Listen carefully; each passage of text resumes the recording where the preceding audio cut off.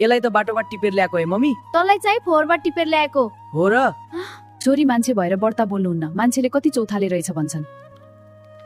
छोरी मान्छे भएर पनि कति सुते कि, अब त उठ। मम्मी आज शनिबार म सीमासँग खेल्न जान्छु है। छोरी मान्छे र धेरै हिँड्नु हुँदैन, मान्छेले कुरा काट्छन्। कति हाँसे कि रमा, छोरी मान्छे भएर ठुलो स्वरले हाँस्नु हुँदैन, मान्छेले कति उत्ताउली रहेछ भन्छन्। रमा लाऊ भाडा धुन। नै दादालाई पनि बोलाउनु अनि मात्र आउँछु। तिमी यहाँ खुरुक्क आएर भाडा धोइहाल त, अर्काको घर जाने मान्छे भाडा मान्न सिक्नु परेन? रोटी पकाऊ तिमी आज। मलाई आउँदैन। कस्तो आउँदैन र? छोरी मान्छे भएपछि खाना पकाउन सिक्नुपर्छ। होली पराई घर जाँदा पकाउन आएन भने सासू ससुर र बुढाले के भन्लान्? म बिहे नै गर्दिन। मम्मी म सीमासँग चोकमा चटपटे खान जान्छु नि। कस्तो खुला लुगा लगाएर हिँडेकी, मान्छेले के भन्छन्? ड्याडी म पनि साइकल चलाउने। नानी, छोरी मान्छेले यस्तो कुरा खेल्नु हुँदैन।